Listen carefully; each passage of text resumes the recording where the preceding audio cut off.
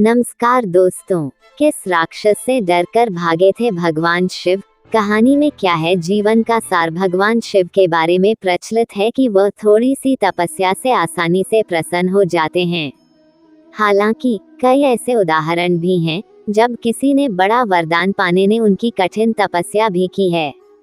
लंकाधिपति रावण ने भी अमरत्व का वरदान पाने के लिए भगवान शिव को अपने 10 सिर चढ़ा दिए थे। भगवान शिव से जुड़ी ऐसी ही एक और कहानी है जिसमें एक राक्षस ने शिवजी की घोर तपस्या कर उन्हें प्रसन्न किया था। हालांकि वरदान देकर भगवान शिव खुद ही मुसीबत में फंस गए थे।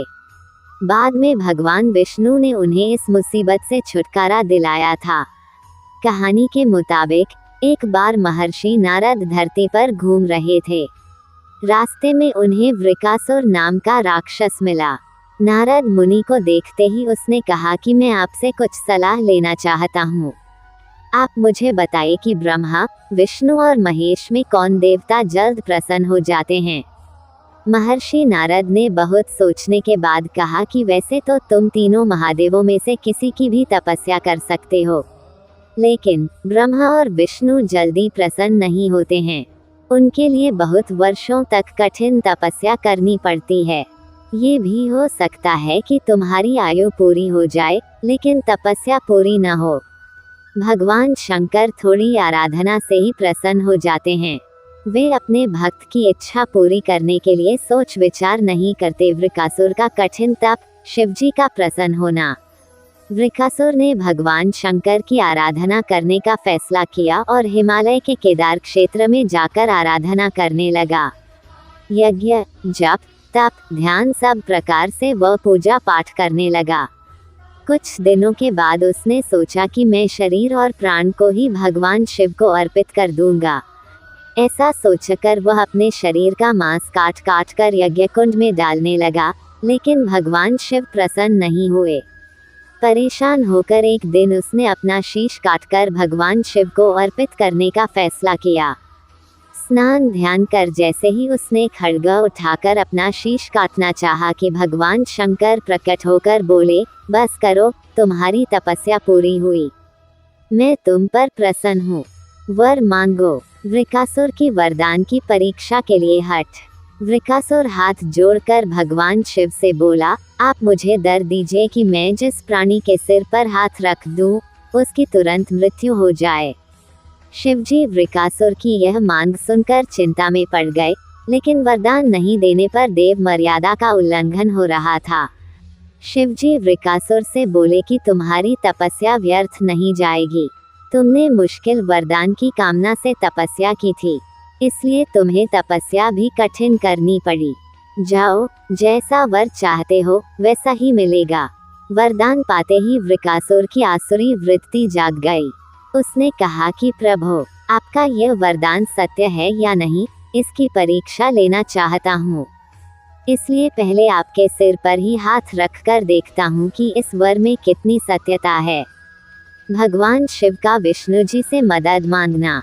भगवान शंकर ने सोचा कि यह राक्षस कुछ नहीं सुनेगा। जब वृकासुर शिवजी के सिर पर हाथ रखने के लिए आगे बढ़ा तो वह वहां से भागने लगे। इस पर वृकासुर का क्रोध बढ़ गया। वह पीछा करते हुए चिल्लाया कि महर्षि नारद की तरह आपने भी मुझसे छल किया है। वरदान की परीक्षा से डरकर क्यों भाग रहे हैं? शिवजी भूमंडल छोड़कर देवलोक तक भागते रहे और वृकासुर भी उनका पीछा करता रहा। अंत में भगवान शिव विष्णु लोक पहुँचे और विष्णु जी को अपनी परेशानी बताई। विष्णु जी ने हंसकर कहा कि कुछ भी हो, आपके वरदान की सत्यता तो सिद्ध करनी ही होगी।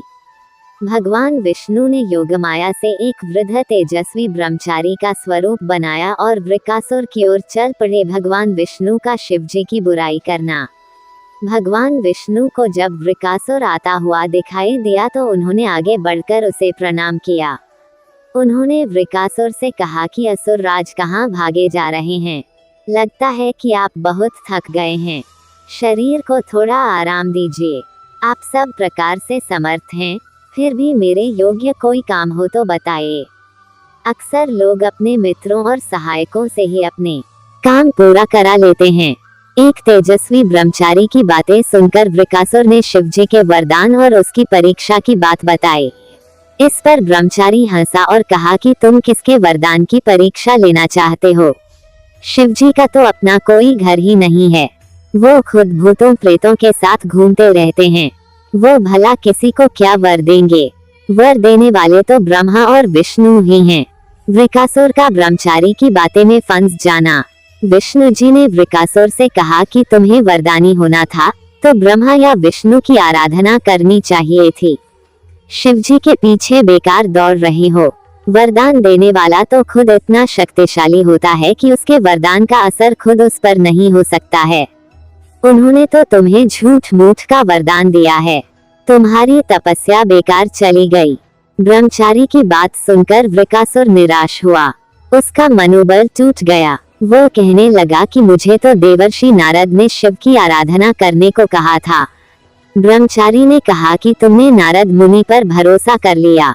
वो तो ऐसे घुमक्कड़ साधु हैं जो सभी को उल्टी सलाह ही देते हैं। अगर तुम्हें मेरी बात पर भरोसा नहीं हो तो अपने सिर पर हाथ रखकर देख लो कि कैसे शिव ने तुम्हें झूठा वर देकर बहकाया है। वृकासुर का भस्म होना और जीवन का सार।